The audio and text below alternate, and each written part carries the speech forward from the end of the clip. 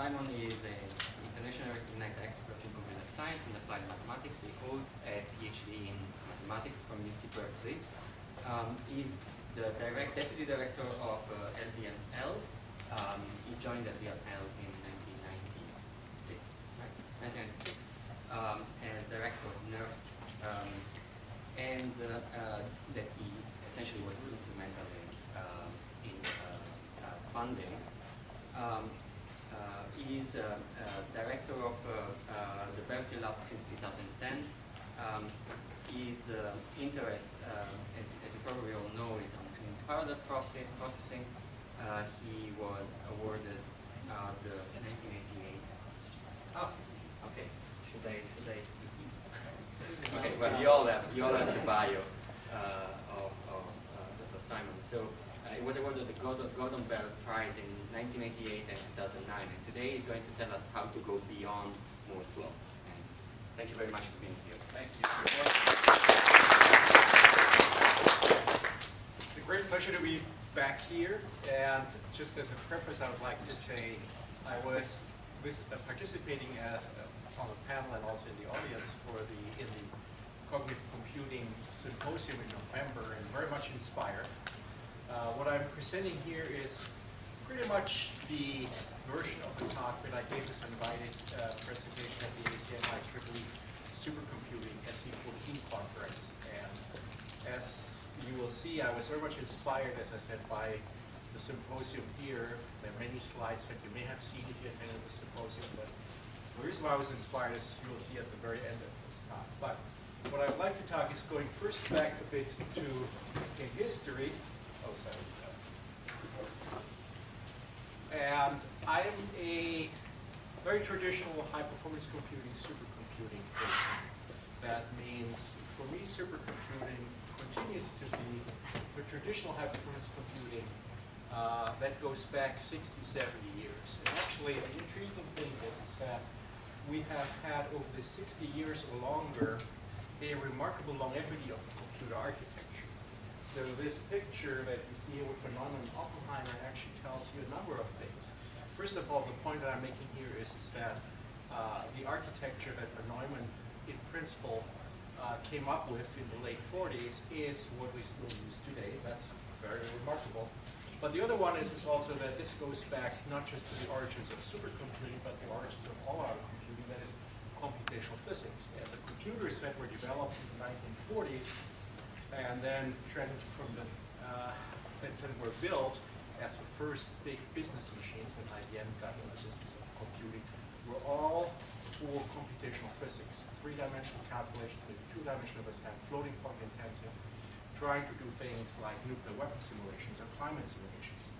And this is truly remarkable, and I'd like to make this very pointedly here, that we went from the mushroom cloud to the cloud in 60 years. It's still a cloud, but those are the origins. And the truly remarkable thing is that the architecture that was developed at that time, these historic times, for 2D and 3D computational physics simulation is the same architecture that is used at the core in all the computing that we're still doing today for anything you're doing in terms of social networks, search, treating your photos, look at movies, all the things. And that is actually truly remarkable because the architecture that was originally designed for a very specific application, or matched very well to this application, is by no means it's clear that this architecture should work. Sorry, we're having remote listeners are having a little trouble hearing. Okay.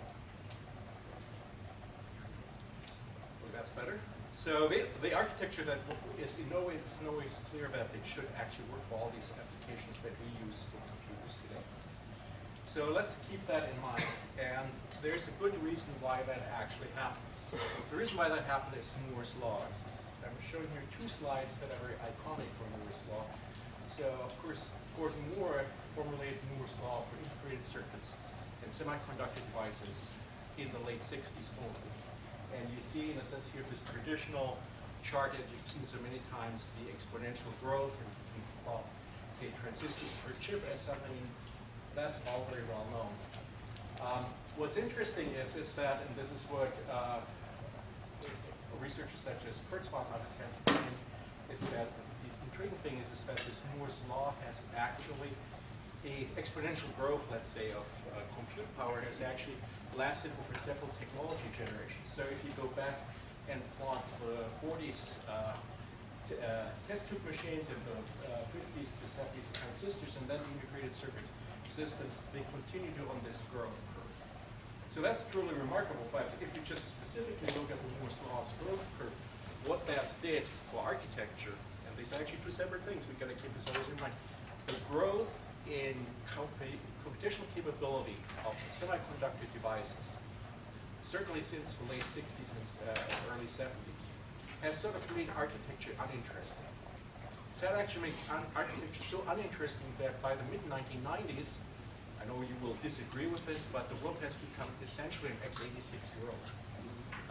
My colleague, Randy Katz, had lamented in about 2001 or 2002 to me that nobody takes the senior level architecture class in computer science anymore because there's nothing interesting to do, because all you do is fiddle around with the x86 architecture.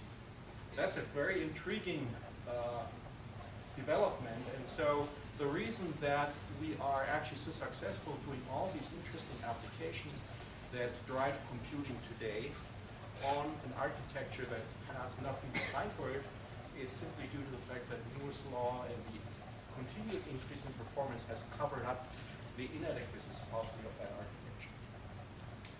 So, after I set you up with this, what I want to make is the statement here is in bold claim is that the end of Moore's law for semiconductor devices will inevitably lead to new architectures. And I think there are a couple of things that we can see in terms of trends already today. But what I'd like to, in a sense, talk about it, and it's important to keep this in mind again, is because a lot of people talk about end of Moore's law. What I mean by end of Moore's law is I just say end of Moore's law for CMOS semiconductor-based devices based on implicitly on the von Neumann architecture. Basically, what's here today. So when a lot of people talk about the end of Moore's law, they think that there will be probably no similar chip to whatever state-of-the-art Intel chip you have today that is 1,000 times powerful in, say, a decade. So what I want to discuss is that if you keep the von Neumann architecture, what can be done beyond CMOS? And there are a lot of opportunities here, but then I also want to talk about in terms of going beyond CMOS other architectures. So there's quantum computing, which is different technology, different architecture altogether.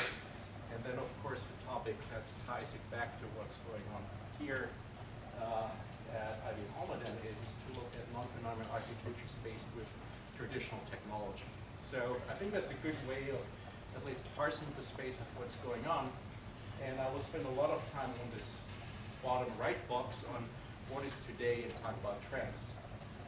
So here's the overview, now that I've framed my conversation, is we've seen a slowdown in high-performance computing. Is that an indication that Moore's law will end? Then I'll talk about what will happen, in my mind, in the next 10 years in the world of high-performance computing that will also impact traditional computing at the full scale, not just at the high end. I will also make a bold statement why I don't think quantum computing is ready yet and won't be ready in 2025. And it may answer some questions, but not the questions I'm interested in. And then talk about the non-von Neumann world that we are gradually moving into. So today, supercomputing today is alive and well, is thriving. As I mentioned, I referred to the supercomputing conference. The SC14, for example, was attended by I think 13,000 people worldwide. It gets traction everywhere. Exascale is a big buzzword. Everybody's talking about it and saying, how can we get to the next level of performance in these systems? If you look at the top 500 list that I'm a co-author of, you see, again, it's worldwide impact. The machines down here we don't recognize from the left is the Tianhe 2 machine, which is actually the most powerful system in the world, which is built in China, Guangzhou Supercomputing Center. Then there's the K computer. So the Chinese machine is a home-built machine with Intel Xeon Phi technology. The K computer is built by Fuji can. Then you see Mira, that's a IBM Blue Gene Q. Blue Gene Q is currently very strongly still represented in the top 500 list. And then the Titan system is integrated by Cray using NVIDIA. That's an Oak Ridge. So this is a good cross-section of what's going on. So there's a good variety of architectures, good variety of regions, and I think the field is alive and well and keeps on growing. So I mentioned the top 500 list that I think many of you are familiar with. That is a project I have been associated with since the early 90s. It has been tracking supercomputing performance for a long time, more than 20 years by now. Lots of debate and controversy always around the top 500 list, because whenever you try to measure supercomputing performance by a single number, it is controversial. I'm showing here three. So what it does is you run the LINPACK, the high performance HPL LINPACK benchmark, which solves a large number of linear equations and just take the performance and floating point operations per segment and use that as a single point of measuring the performance of high performance of these supercomputing systems. And so what you see here are three curves. I show this just so you, if you haven't seen this or looked at this in detail, then you know what those charts are about. The blue one on top is the sum, that is taking the top 500 systems together, add them all together. And the red one is the number 1 system, and the green one is the number 500 system. So if you look at those charts, what you see is, you see actually exactly the Moore's Law exponential growth on this semi-log chart. And you see that, for example, in 1993, in the first list, 60 gigaflops was the number 1 system. There was a connection machine, CM5. That has grown to 33, 34 petaflops at the Chinese Tianping 2 machine. Yes, Ron? Your benchmark, is it parallelizable? It's all parallel. Very, very parallel. So, pardon? That's the key. That's the key, yes. So the systems also, that's a good point. Actually, let me turn your question to a question back to the audience, which is always a good, just warm up so you don't fall asleep. I'd like to ask a question. I'll answer the question, don't feel pushed to answer.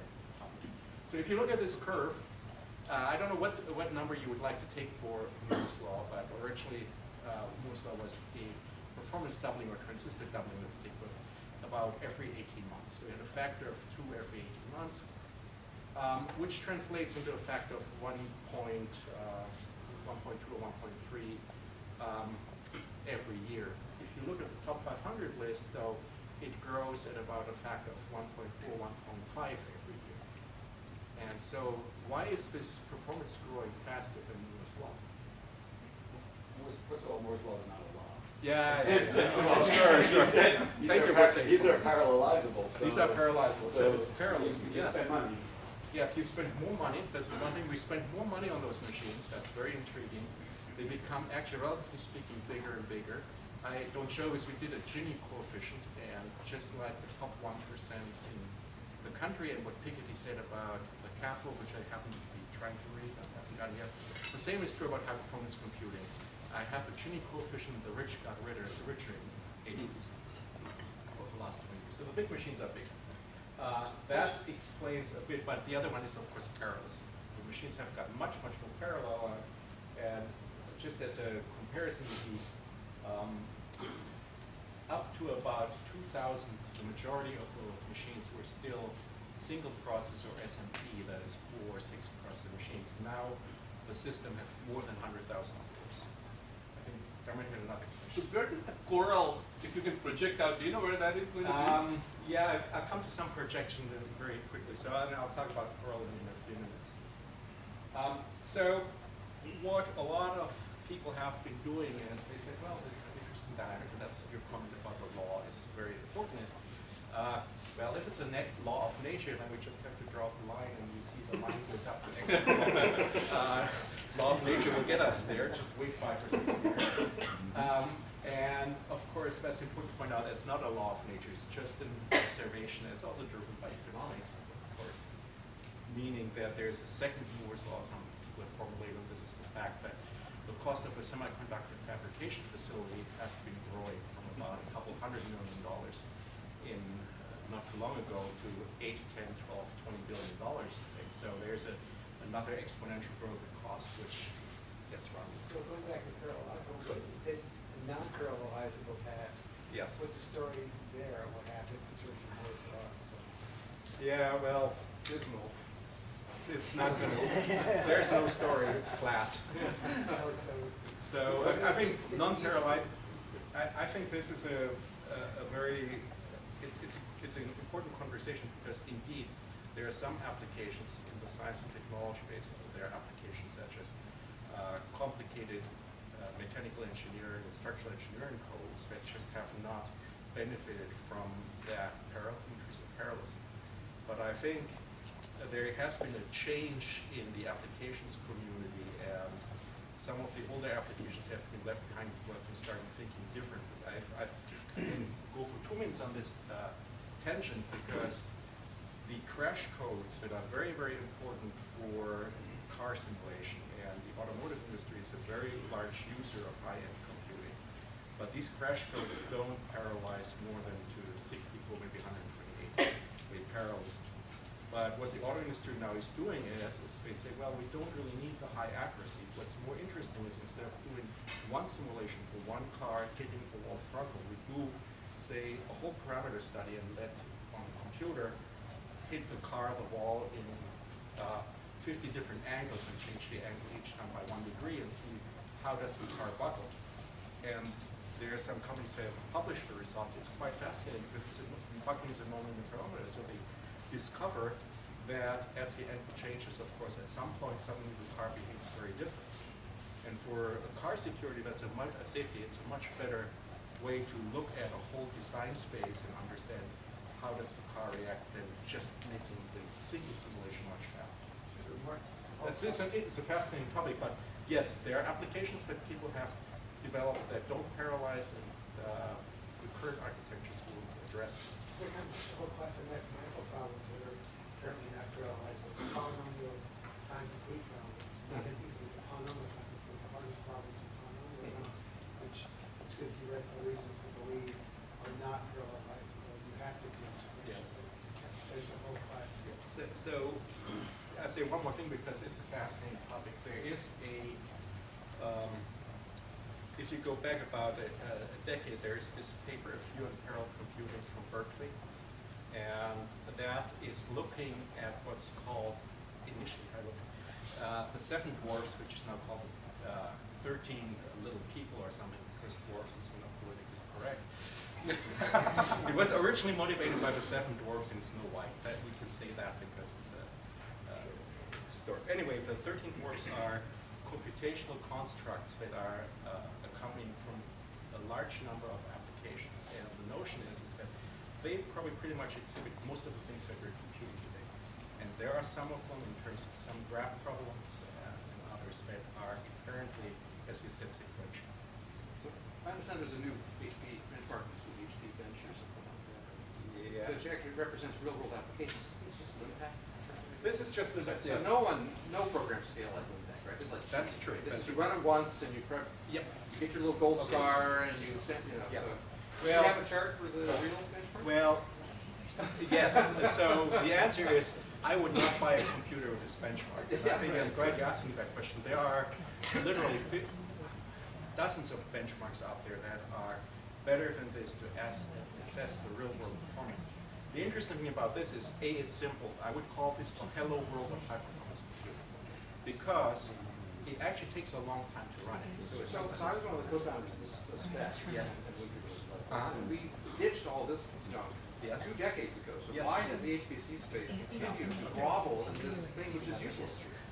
I completely agree with what you're saying. And except the last thing, it is not useless. The reason it's not useless is that you can't. Well, you can get funding from US government. No, this is actually a volunteer hobbyist activity. Oh. Then a lot of hobbies, it doesn't make it useful. I mean, No, great but- hobbies. Okay. I can have a really exciting honey conversation. So let me We're first 3 make. o'clock, so Let me first counter your point. It is not absolutely useless. The reason it's useful is that you can actually, over a long period of time and a significant change in technology, in parallelism, track what's happening in the market. but not for real world application. No, but these are real systems that people buy. Yeah, but it'd be nice to know how they really perform in real world Oh, I can tell you. I agree people buy them, that's what I'm saying, it helps you get them funded. Yes. I'm not saying that this is how they really perform. I'm saying this tells you what people are buying, what the trends are. You can look at the data and see how parallelism was introduced, when it was introduced, when parallel systems took over, when certain technologies and certain vendors were very successful. So there's an intriguing thing is when you look at this is that Intel and the x86 architecture was pretty much not on that chart until the late 90s, and then when the whole wave of cluster computing came along, you can see that the 386 architecture took over. I don't have those slides here, but I can pull them out. The 386 architecture took over, so you can look at these trends on when vendors come in, when vendors go out, and it That is. would be true whether it's parallel or not. I mean, even. You could take any other benchmark. You take the spec benchmark, but then the spec benchmark doesn't scale to a couple 100,000 No, cores. but I mean, the observation that we shifted from RISC machines. Yeah, but you don't have a Independent of this, that's independent. true, but you have a very good quantitative assessment how the shift happened, how the vendors reacted to it, which vendors were successful with. So I can show you a slide. I mean, I can show you this and I have them on my laptop. I don't have them pulled up here. When say Cray did well, when Cray didn't do well, all these things. So the important thing is that I should have said this. This is not a good benchmark for buying supercomputers. You should never buy a supercomputer using that benchmark. It is unfortunately what you should do is what you said, but it is the one thing that has been consistently applied over a long period of time. And so you can use that as a measure that applies equally well over time. And so what you see by 2013 and 1993, a 20-year time difference, you can make this comparison directly. So that's, I think, the biggest value. Yes. And I do want to, I acknowledge this is immensely political, and if we have lunch, I can tell you a lot of anecdotes, how people shot each other, and played poker. And I would say IBM actually played in most cases fairly fair. The only time IBM was in this poker playing when the Blue Gene L came out, and IBM wanted to have the Blue Gene L to be the #1 system. And at the same time, SGI had a big system with NASA AIMS, and so IBM and SGI played poker, didn't release the numbers in time, and so everybody. There's a time when you have to sit with your benchmark, say it's November 1st, and so the last week of October, everybody gave a little bit. I can tell you the story. Anyway, sorry, well, it's interesting, but I don't come to the rest of my talk then. To rush along, the interesting thing here, and this is one, I think, of the valuable topics, is that the exponential growth continues, but the slopes are changing, so the growth rates are changing. So for example, it is now very clear that in about 2008, something changed in the market, and I'll come up with some explanations, which led to a change in the number 500, so that if you plot the number 500 systems after 2008, they're no longer growing at the same rate that the top systems have been growing. So the curve has been slowing at the bottom. And then if you look at the top, if you look at the sum, if you look very carefully, you see that since about 2013, even the sum has been slow. And of course, at first you can say that's a blip, but I think now we have 4 in a row, and remember, Moore's Law was based on 3 data points, so I think if we have 4 in a row on a different slope, it might be telling us something. But generally, and I think this is why actually the mentor's question about the Coral system that was Coral procurement that was announced for 2017 is very important. It is in peak, not in Limpec, but let's say peak and Limpec are very closely correlated. Order 100 petaflop system. That will come in 2017. That is actually, while it's good that the systems come out, that's actually far behind the curve. If you believe that the curve, this type of system should have come in about now, 2014, 2015. Too expensive, I think, by 2 million. Yes. Moore's Law, by the way, was based on memory chips, not even Yeah, okay. Clearly there's the trend is no longer bearing this out, and if you draw this out to say 2020, you see that the curve that by some magic was hitting the exaflow for the #1 system. If you overlay this with the mu curve of the sum, you see that the sum is less than the number one system. So clearly, there's some very qualitative change in the dynamic. Something got to give here. So in short, I don't believe that we'll get a number one system that is an exaflop in whatever measure you want to take by Korea. I believe there's a noticeable slowdown. So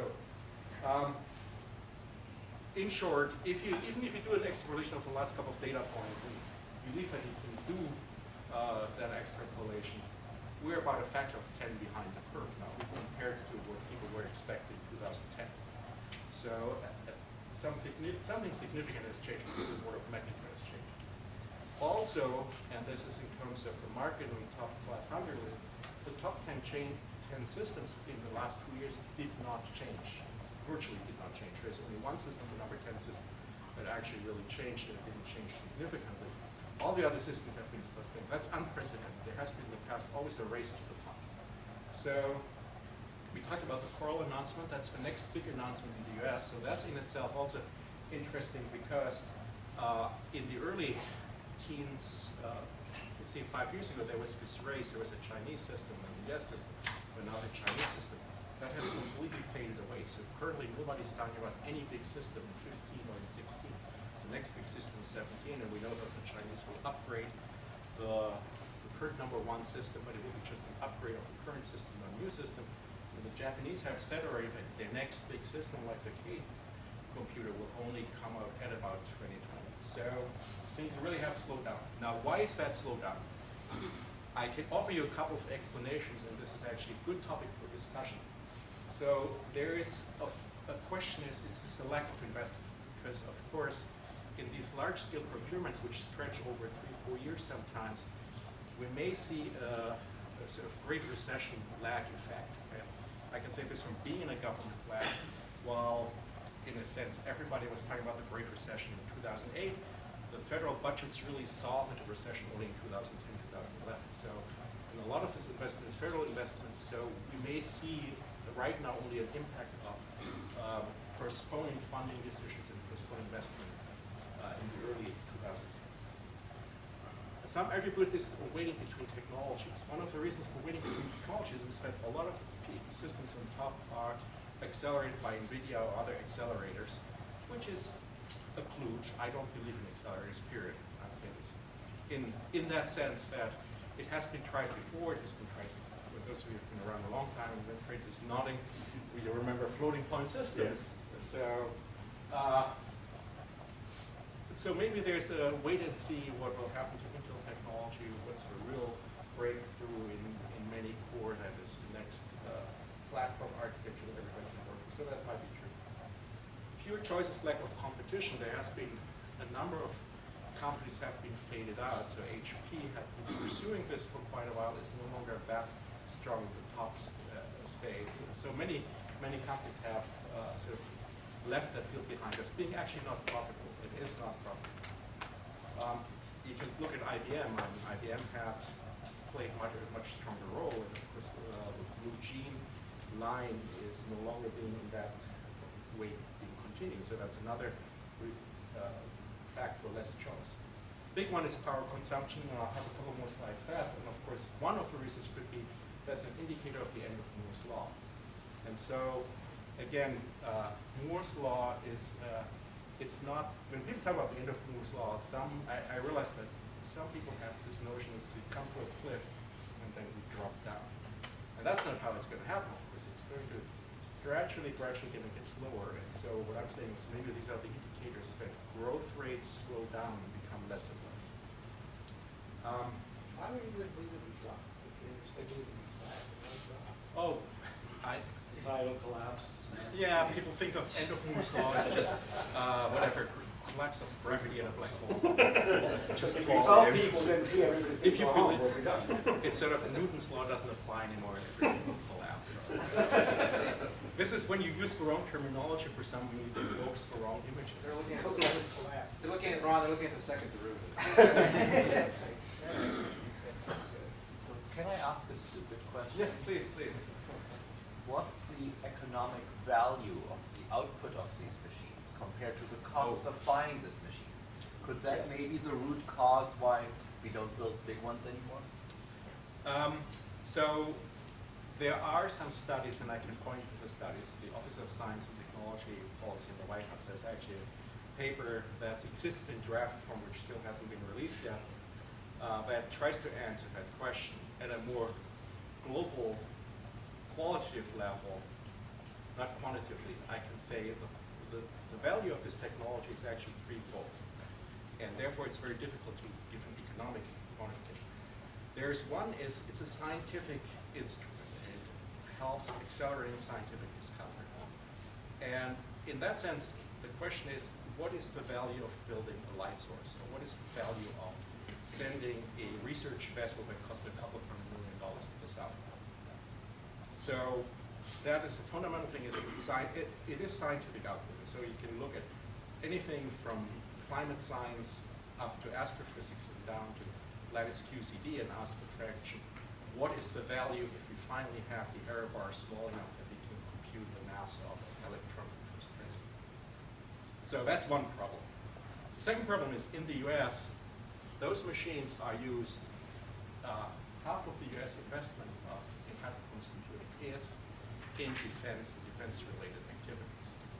The National Security Agency, our colleagues in the nuclear weapons labs, the Department of Defense, all are big consumers of this technology. And so you can ask the question, what does that contribution to national security is actually value in economic terms? It's just a question of what value is an aircraft carrier.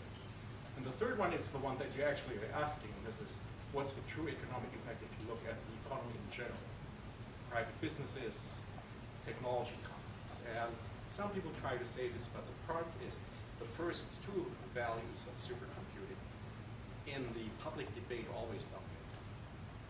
And then occasionally attempts will be made to also come up with the economic, in the general economic terms, justification. But I personally think those justifications, I'm not an economist, have not been done very, very well, not convincing.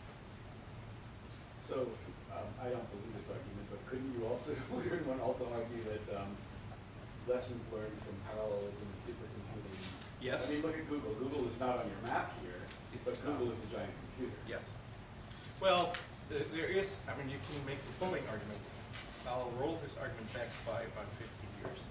And if you go in the early 90s, late 80s, early 90s, DARPA made significant investments into explorations of parallelism.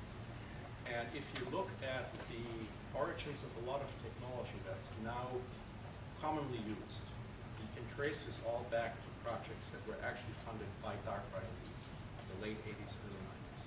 And so you can also make another argument, and this is that the investment in high-performance computing in the US actually killed the European computer industry. Now, that's a strong argument to make, but the fact is that there has been in the late 80s, early 90s, a consistent investment in high-performance computing, and you may remember Transputer and INMOS and all kinds of European entries. They all faded away and disappeared. And actually, can make an even stronger statement, say that this also significantly hurt the Japanese computer industry, because if you look at the big players and their high-end offerings like NEC, Fujitsu, and Hitachi, their, if you want to call it, mainframe business is limping along, and I think IBM made a much wiser decision the way IBM is going. The Japanese companies were really not embracing the parallel technology in the right way and have lost significant impact in the market. Okay, we're coming.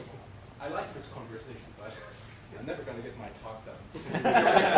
Because if you're already complaining about what I said, thought it was very solid stuff, when I get the quantum computing out, we'll see. Anyway, exascale challenge. So, going back several years, say 2010, there was this wild enthusiasm based on the top 500 that said, oh, we'll have an exascale computer by 2020.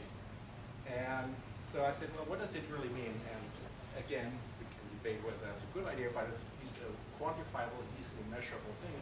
And I said, well, my exascale challenge was build a system before 2020 that will be #1 on the top 500 list in the November 2019 list, and that has Olympic performance of more than an exahash.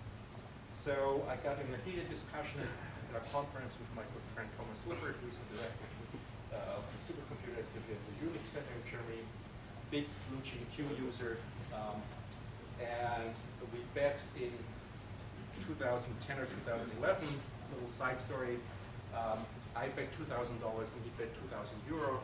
This is about currency hedging, which was important because he believed that the euro will collapse and Greece will exit. This was that time. He's right, it seems. And I thought that, well, the euro is 1.3 to the dollar is a big deal and it's not changing. So we'll see how that one of the bets turn out. But It says 50-50 back. We like what you're well, I gave a different presentation of this type in late 2012, and I said, unfortunately, I think I will win the bet because I don't think this. But I make this very clear. I'd rather still see losing the bet and see performance continue, but I don't think that's going to happen. And the reason is that today I can say is we have not yet made the necessary progress in terms of energy efficiency and reducing the power consumption of the supercomputers to actually get there, even if we would find the right path, because the power bill would be prohibitively large. Because we'd have to spend $1 billion to build this and then find somebody who's willing to pay of the order of $30–40 million a year for the electricity bill. So that's a big challenge. I was going to say one other thing. Thomas actually conceded the bet already last summer when I visited him in Munich. So he offered me another bet on quantum computing. He said there will be no workable quantum computer by 2025. I said, I agree with you. So I'll come to that point later. So he tried to cover his losses. He hasn't paid me yet. We'll wait maybe for Chinese tickets. Waiting for the euro. I'll wait for euro to go. So here's the power efficiency. So if you take the top 500 and track the trend over time, and if you take what the top 10 systems, you take their LINPACK performance over power, so it's LINPACK gigaflops per kilowatt hour, or you could look at this as LINPACK teraflops per, not per kilowatt hour, per kilowatts, it's power. Teraflops per megawatt, you see that the top 10 actually have significantly improved over the last 5 or 6 years. And that's a good thing. And if you do a straight line extrapolation of this top curve, then it points towards somewhere of the order of 40 megawatts for an exaflop system. We just really believe the extrapolation by 2020. So it doesn't seem to be as bad. And this was the optimism also of the last 5 years. I think I should have said this point earlier, but of course it's total stupidity to do straight line extrapolations of curves that grow at an exponential rate, because you make a small perturbation somewhere and it could cause a huge perturbation of the outcome. But what I think is actually here's the case is that the model is incorrect. And the reason the model is incorrect is to say, that around 2010 there was a one-time technology improvement, and it was not a change in the trend rate. And the one-time technology improvement was really the move towards accelerators in many-core. That was an architectural modification that turns out to be very, very energy efficient. And therefore, what we really should look at is we shouldn't look at the straight line extrapolation of the data, but we should say this is a step function. We have this one-time technology improvement going to many-core, but now all the many-core and accelerator technology will be on the same technology growth curve as in the past. And so the line on top is the same as on the bottom. So You changed to a linear scale, not a linear graph. yes, So actually these are decreasing exponentially. yes. Good point. Yes. But so the challenge is therefore out there to figure out how there are other technologies that reduce the power consumption. And I think we've shot one silver bullet, and that was multi-core, which was good, but that doesn't address data movement. And I think the silver bullets for data movement and for memory are still out there, and I'll talk about this next. So I finished my first quadrant here. Talk a little bit about Beyond Seamless, but I'll make Beyond Seamless a bit faster because that's not where I'm the expert in. But I'd like to point to a very intriguing survey paper that my colleagues John Schaff from Berkeley and Rob Lehman from Sandia still haven't published yet, which is Computing Beyond the End of Moore's Law, Alternatives for Stable Performance. This paper, and I think Shekhar Borka from Intel had some influence here. He said, let's look at all this research that's done in post-seamless alternative research. And there are a couple of things that one really has to take into consideration to assess those technologies. In particular, is there actually the energy required to switch the device far less than the energy required to control the device? And then there are questions on signal noise, scalability, and scale manufacturability. And so they looked at more than a dozen different technologies, they rated those technologies, rated them in terms of how long it would take to get them from, they didn't want to make it the red, they wanted it green, yellow, dark orange. And then looked at also in terms of risk and opportunity. So if you go through his paper, it's very clear that there are two near-term, these are many long-term technologies. Some of them may, in a decade time frame, come to fruition and will have impact, but they may have impact by the mid-20s. The two near-term technologies that are out there and are currently moving along is three-dimensional integration of packaging. So Intel in the Knight's Landing, which is the technology that's going through 2017 Pearl procurement, for example, has made that clear that this is something that's happening. Micron has developed products in that space, and I think the early 20s technology will be silicon photonics. And so what I very quickly say here is that I think that we have two of similar technology boosts, similar to the many core transition with a 3D memory boost, which will happen in 2016-2020 timeframe, and the third boost in the early 20s. That's a likely scenario. And so these two technology boosts will probably get us a usable, that is a 20 megawatt excess flux system by 2024, but not earlier. It's still a question at what cost. So there's no cost argument here. It's just more feasible, and the power cost is less. And of course, another interesting question is to go through all the other technology and see how many others are there that give us similar boosts in terms of reducing the power and making it possible to build scale to larger machines after 25. But this is, I think, a likely scenario, and of course, there's a lot of debate if that's the right scenario, but it's a likely scenario for the next decade if you look at current technology trends. Yes? This is not a stupid question, but planned. Your first question wasn't stupid at all. What's the power consumption of the ALS? Good question. I know that by heart. It's less than 10 megawatts. Okay, the power consumption of PEP and SLAC together is 53. Yes, and I know this because... And Ames runs at? Pardon? Ames, the wind tunnel. I don't know what the A few dozen. The highest consuming large-scale scientific facility in the U.S. was the Tevatron and Fermilab, and that was, I think, of the order of 100 megawatts. When I worked at SLAC, we had no light switches because there was no point turning the light off. Yes. So, So I'm not worried about 20 megawatts. That's peanuts. There's 3 facilities in the Bay Area that use more than. true. That was a planned insult. Yes. No, this is fine. I'm also not worried about 20 megawatts per se, but if you don't manage these curves at this point, at one point when we looked before, it was clear that many core will actually take this energy and this power savings. Curves were hitting a gigawatt. And so then you say you have to build your own power plant to provide the power for this. The other thing is that, as I said, it's also the ongoing electricity cost. The third one is that there is, of course, considerable pressure on all of us to come to lower power consumption and reduce the carbon footprint.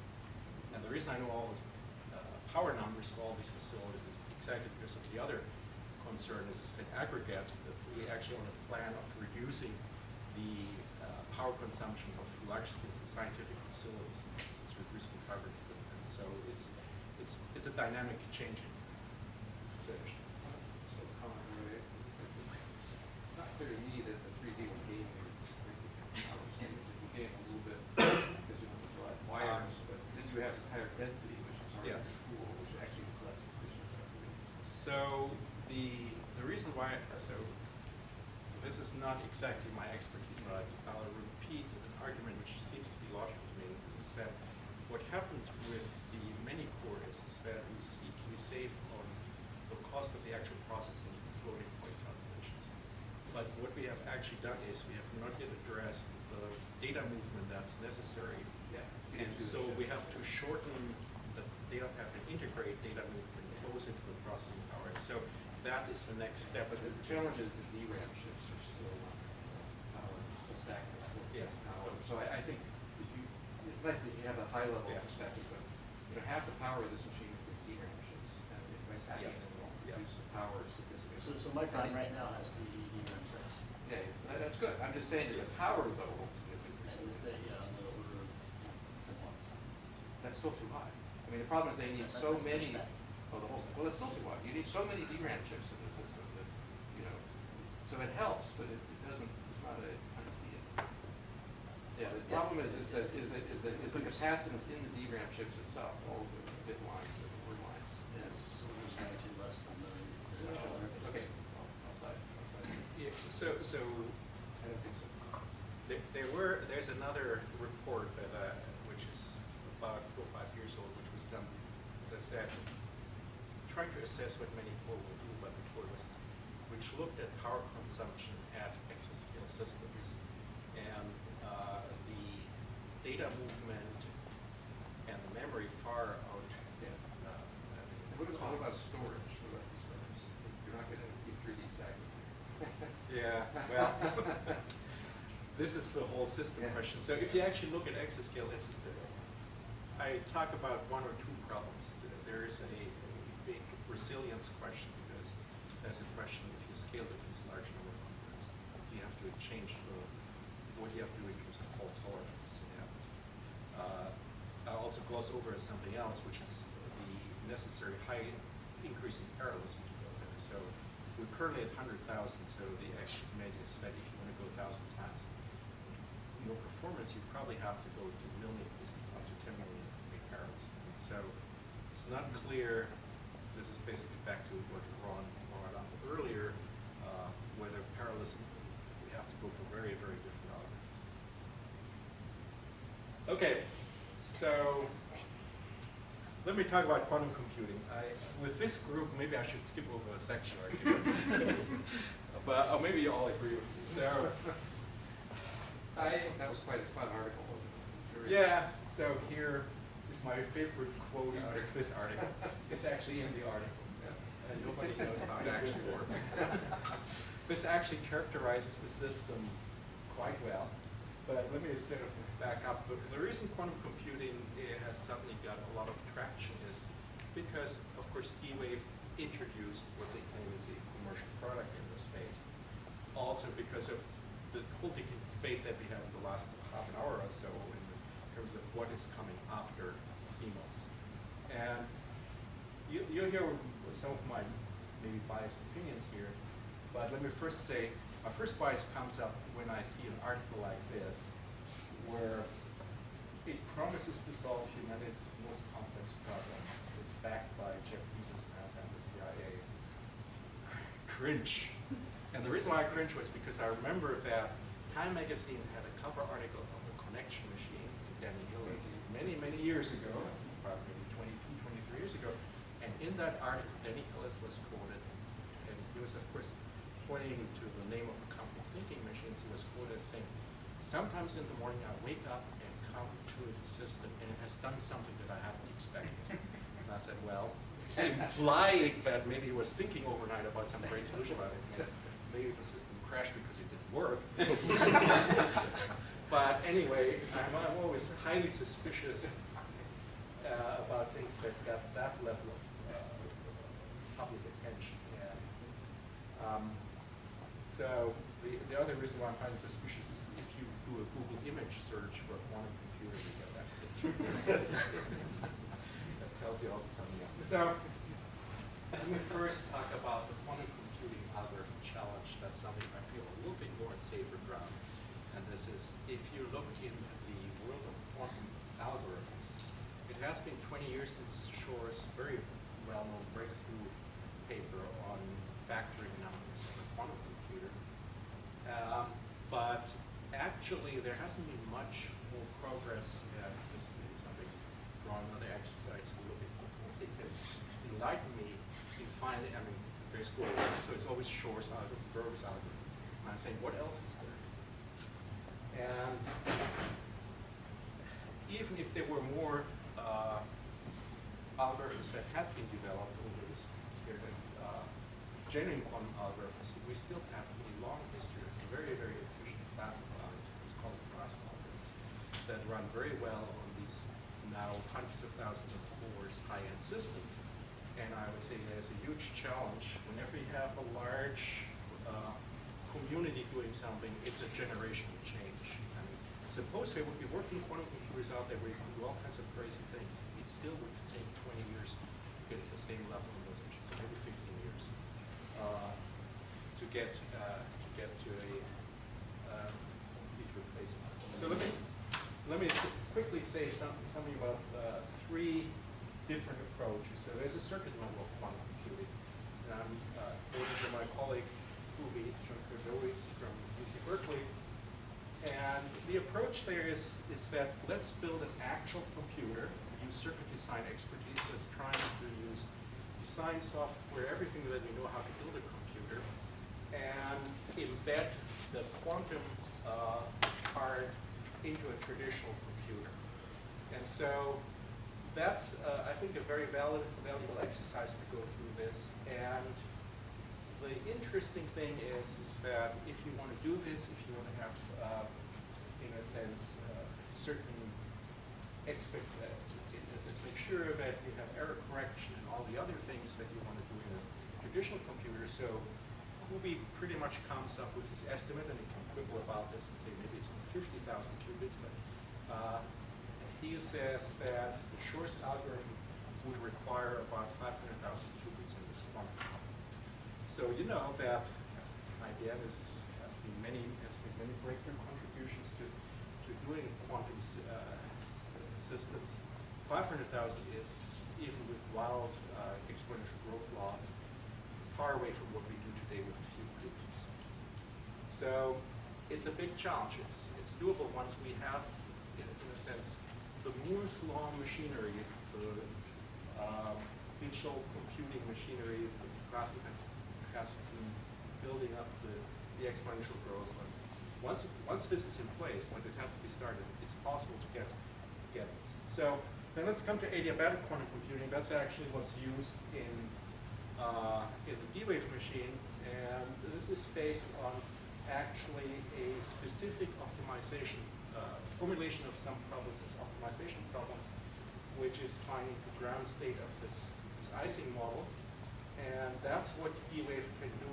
And the challenge then in programming D-Wave is to find these coefficients for H and for J matrix that solve a certain problem. So you start with a well-known solution and then change adiabatically a parameter so that at the end point of your adiabatic change you have the solution to the actual difficult problem. So this is a very specific application that D-Wave can do. So D-Wave is not, that's important to point, not a general purpose computer.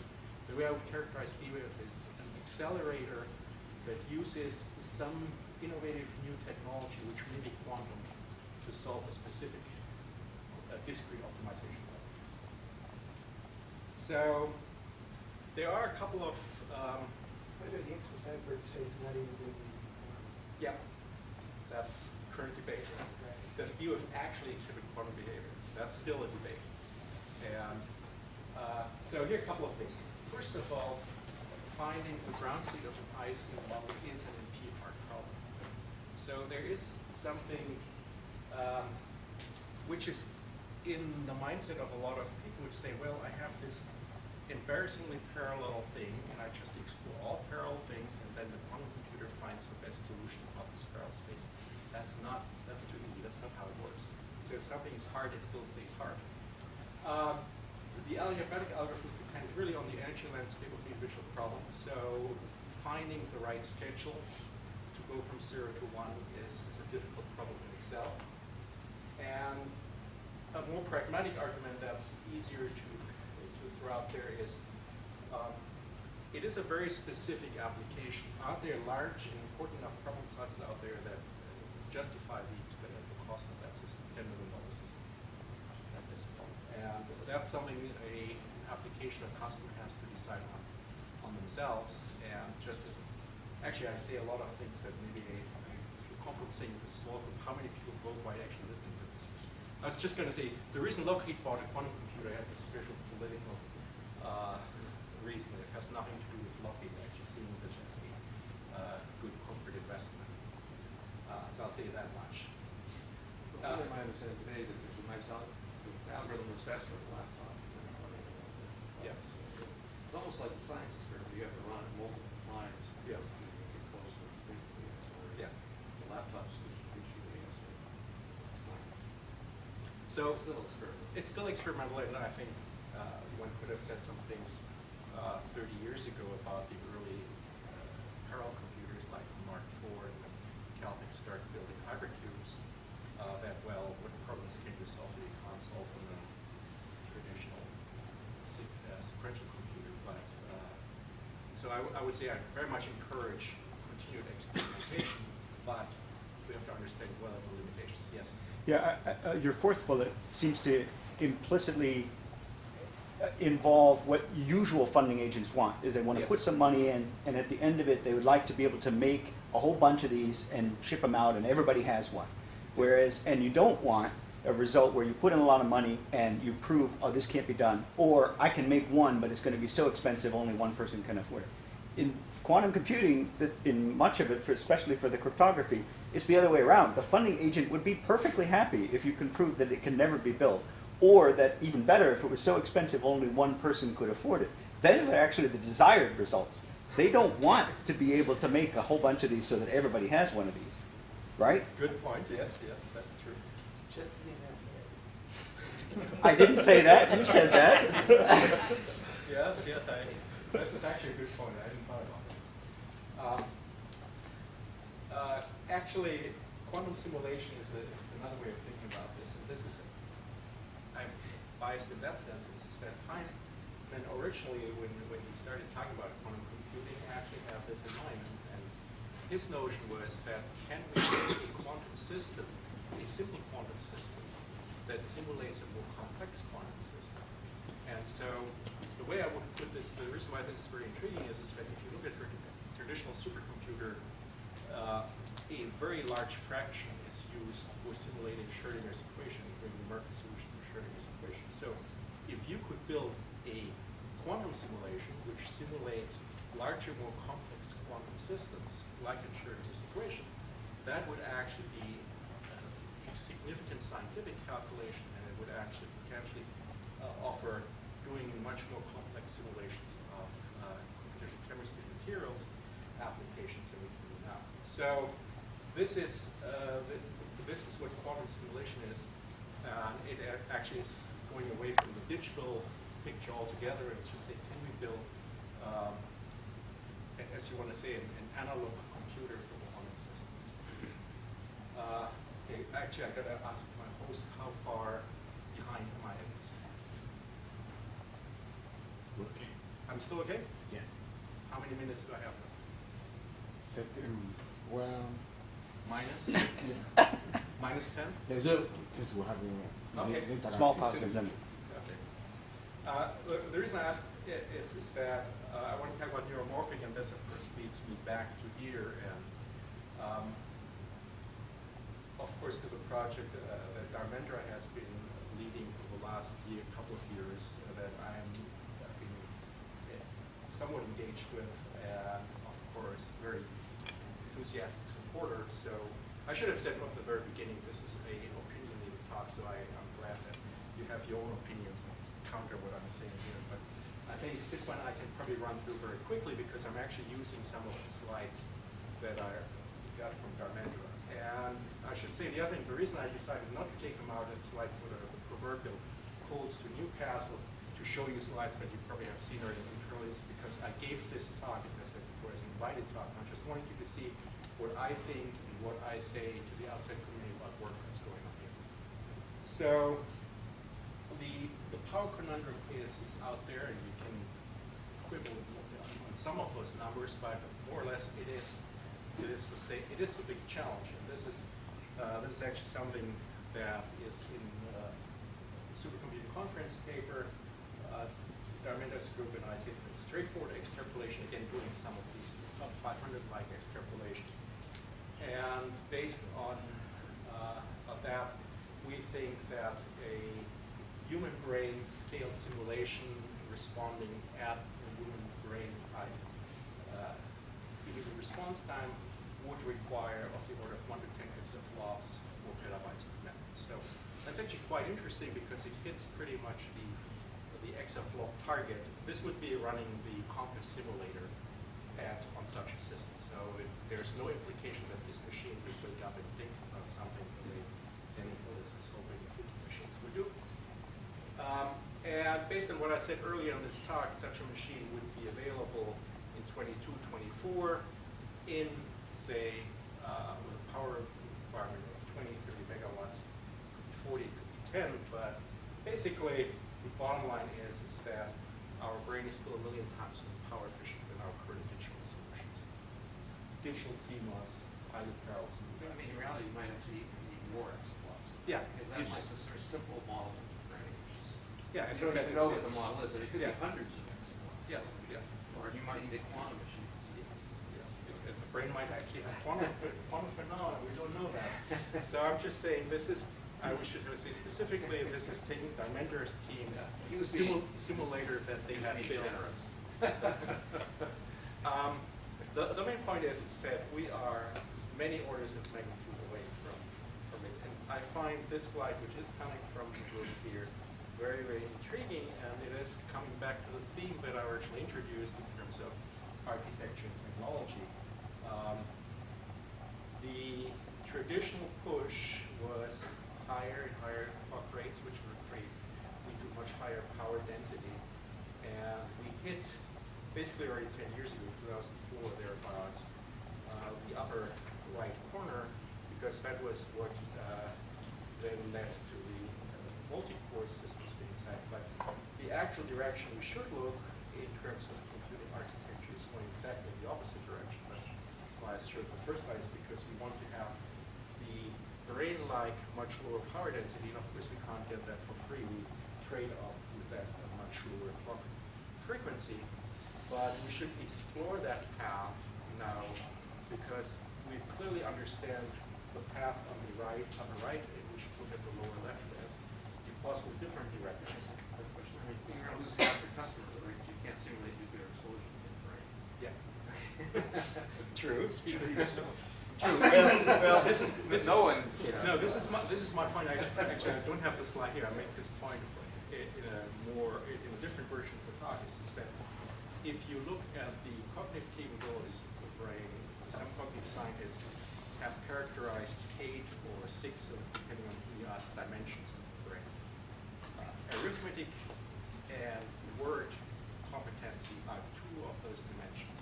They are the ones that test the SAT score. So all of us here are here because we are really good in math and in words. So we can think about math and then we can write a paper about it. But I can ask how many of you can dance and how many get lost if you don't have your GPS, or how many of you have social intelligence. We wouldn't admit it. But these are other dimensions of intelligence, and so you can actually say what I said initially on, we have totally optimized for 1 dimension floating point. We've optimized it a little bit for verbal things, but not that much. We're still on automated translation. We've made progress. But anyway, you're right. I should have said short answers. So this is an important path to go, and it is good to see that in addition to the group here, there are many other groups that are pursuing this. I think there is a significant thrust also in Europe in the Human Brain Project to develop architectures that are based on this different approach, brain-like, low power. It's important to have this list here because having 5, 6 different pursuits is important because it creates a community. Communities accelerate the development. If the community shares, we can get further more quickly, and it also validates the concept that the fact that the EU is putting that much money in it, and the fact that DARPA is putting money in it is a good thing. So competition is good in short. You're probably very well familiar with Dimentor's projects. I just quickly put this out there as a reminder, just a few highlights about this. It's a truly remarkable chip that was released in August, announced at the same time when the Science article was published. The important thing is that there's significant parallelism and incredible low power consumption, only milliwatts per chip. And so you've probably seen this one.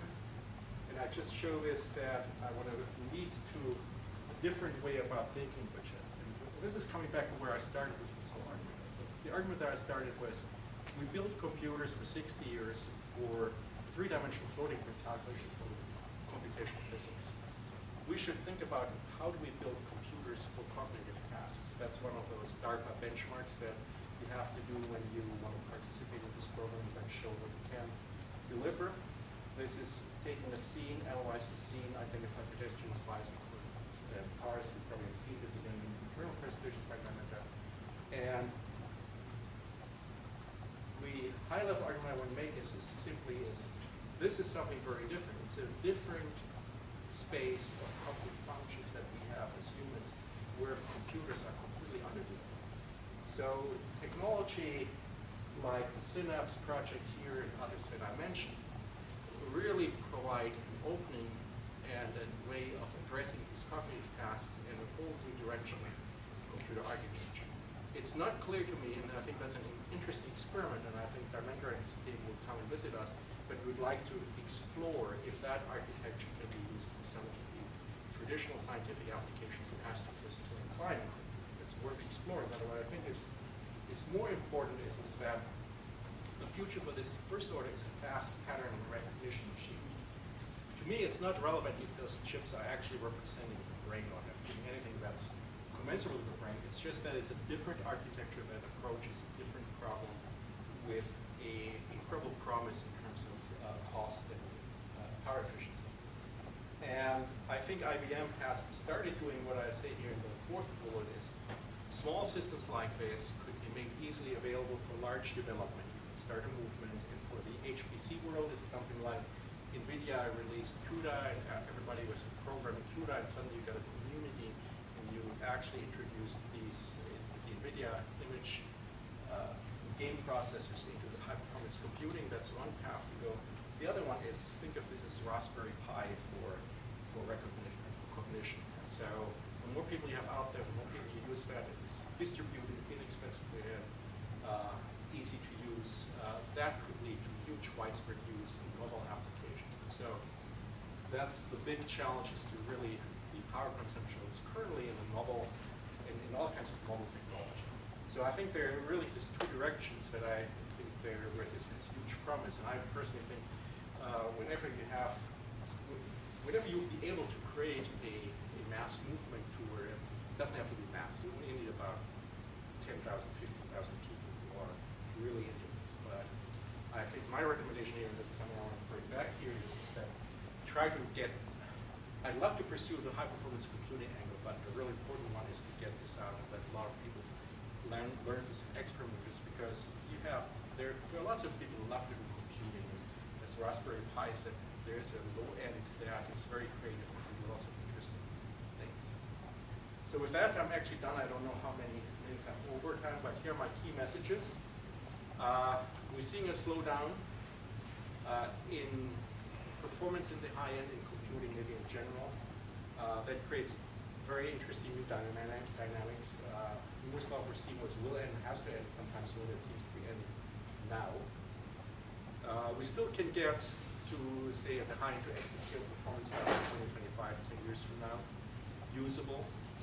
There are some technology kickers along the road that can get us there. Of course, obviously questions about cost and power there. It just means it's in a reasonable bounds. Quantum computing as an intellectual pursuit, very interesting today. It may actually solve some problems in cryptography and communications that are very important to solve, but I don't see its potential at this point for what I would call the traditional scientific world. Quantum simulation might be, at this point, a good direction to pursue because that is addressing an important scientific issue, but no one's doing it. Quantum simulation, there are a couple of people around. So I know there's a group in Delft. There's a group at the ETH Zurich. I think the Santa Barbara group has done it before they got bought up by Google. I'm not sure what they're doing now. So that's also Google doing this, but it's different from D-Wave. And I have one colleague at UC Berkeley who has been doing something with this. That was all funded by IR. And I think that where HPC is going to evolve to is to a hybrid model, even though I don't really like hybrid, but it could integrate these emerging non-von Neumann elements, maybe even neuromorphic elements. There's a huge potential for this in all these cognitive pattern recognition applications. How those could be merged into the traditional high-performance computing applications is another exciting research project. So we are facing a very dynamic decade, which, unlike the last decade where computing became very predictable and things happened in areas such as social networking and the web, I think we're facing a very interesting decade of significant change based on computing technology.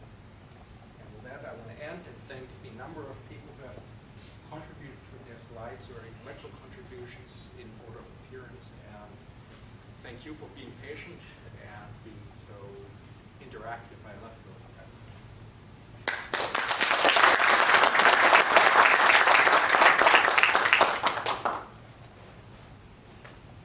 Yes. So, I mean, you presented the flops version of the 500 disk and something like that. Yeah. And you've been saying this exponential increase. What's the communication story? Yes.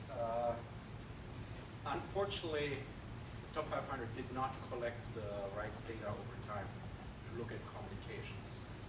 And so we've discussed that already. I know in terms of,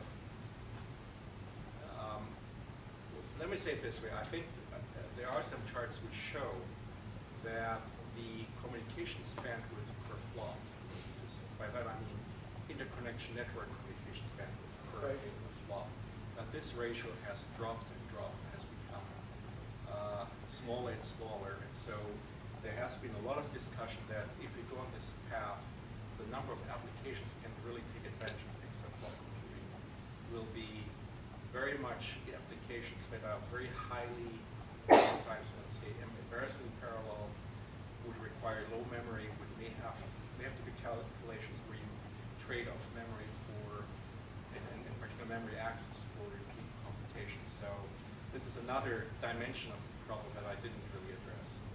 Are most real-world applications communication limited now or flop limited? What? Or memory limited. Or memory limited? Yeah, memory limited. I think most of them are actually memory bandwidth. I think another way of saying this is exaflop is really not the challenge. As flops are free, and so why are we talking about exaflop computing and all that? It's exa memory. It's exa memory. Yeah. And you may have noticed the ratio again also of memory to flop has changed because I said we're talking about an exaflop machine with a few petabytes of memory. So this is almost a 1 in 1,000 or maybe 5 in 1,000 ratio. And this is far less than current machines. So it will limit what can be done effectively. This is a big debate actually. debate is, can we find algorithms that are parallel and can get by with a small amount of memory and a relatively low bisection bandwidth? Yes. Yes. So I had a question for you, and I also could see the people from Dharmendra's team that are here. I have a question about modularization of engineering effort. And so to put that in context, take your K computer, the Japanese K computer. As you're developing that, you have somebody on that team whose job it is to worry about the nodes and the communication and stuff. You have somebody else who's on the team who doesn't have to worry about that stuff. His job is to say, if I make these many nodes and you get this bisection there and you have this much memory, I can predict within some bounds that you're going to get this performance on this algorithm. Yeah. And if you don't give me these number of nodes, I won't get to that performance. So that's his job, and he cannot hope to understand all the stuff that's going on in the nodes, but he needs to be able to do that engineering. So my question is, in the context of these non-binomial architectures, we're going to have two problems with that. One of which is we're not going to have anywhere near as much of experience, but that could change over time. The second one is that these things may not be amenable to that kind of modularization of effort. That, when you give me a size problem and you say, is this going to take 4 by 4 of Dharmendra's chips, or is this going to take 8 by 8 to solve this problem? That I don't really know until I either have the 8 by 8 chips or I have the Compass simulator working for 8 by 8 chips. So, question for you and also for the audience, what's your feeling on how hard that's going to be? To do that kind of prediction of, if you give me this kind of system, I will reach this performance.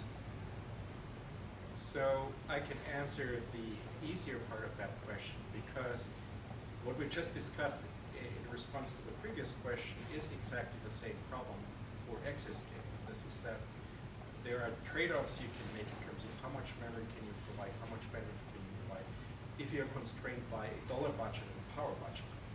And this is called, the practice of co-design has actually developed, at least in the national labs over the last 4 or 5 years, that we have application teams that provide feedback to the vendors and say, if you do this or do that, then this application will not run as well. And we would really like to see the following general parameters. So this design loop, which includes the application developer together with the system designer, is encouraged to happen. And we actually receive funding from the co-design centers to take a number of key applications in material science and combustion to talk directly to the vendors. So the vendors, including IBM, that participate in the DOE program for exascale are involved in these discussions. But that's the easier part, because you're talking about the difficult part, which is the whole non-fun world. Yeah, my point is that in the von Neumann world, there's there's a long history, and B, the architecture lends itself to the idea of I can extract this information, condense it down to a few sentences of, here's where the weak point will be, therefore I need this bisection bandwidth, and you can black box the thing, right? You can have one guy who knows his black box, another guy who knows his black box. With something like, that NeoVision task, you say, okay, I'm going to need to do this at this bandwidth, and I want this accuracy. How many nodes do you need? How do you answer that question? How do you engineer that question without building it and trying?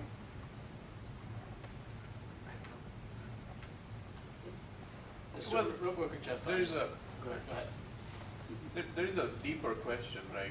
Which is, Horst talked about 2025 exascale machine, but all the innovation that he talked about were hardware innovation. Right? So programming model he helped fix, and the problem he helped fix. Right. Right. And that is sort of one of the issues is, Princess and the Pea problem is we built all these layers of software abstraction on top of the hardware. We were in a meeting, the head of IBM, we had, by the way, we have a new head of IBM research, Arvind Krishna, and he was here, and in a discussion he said, he pointed to Hamid, and he said that today, database, whole purpose of database was to replace IMS, right, which was old, it's not principled, all that. But today, in the most critical task, they still run IMS because it was written in assembler and gives them performance that's just unparalleled. So the Princess actually feels the P when you take off all the matrices. That was sort of a stunning statement to me. And I think we are back to, when you get a new one, any architecture, doesn't matter, Synapse, right? You sort of the programmer's need is that you create an abstraction away so that they don't have to worry about the hardware. Right. And the whole purpose why this thing is useful is if you keep the hardware constraints in mind. So the code design is almost the key word, is that you don't really want to think of, if you create these specialized architectures, you don't want to, you want to create abstractions on top that don't take away the very reason why you built it. Right. And that's going to be a continuing thing.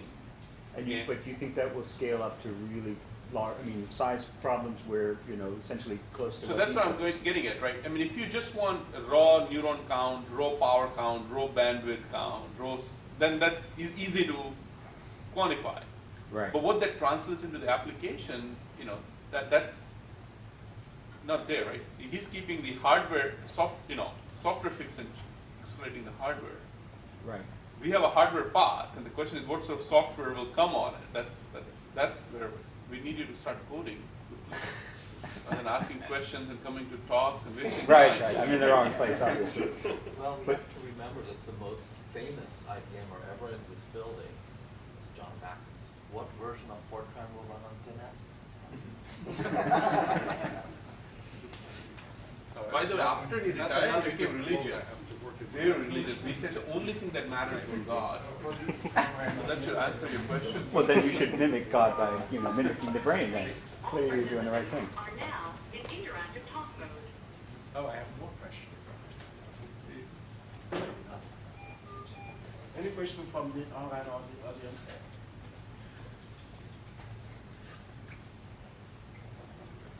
Dr. Backus would have said, I don't run APL. Go ahead. We're out to get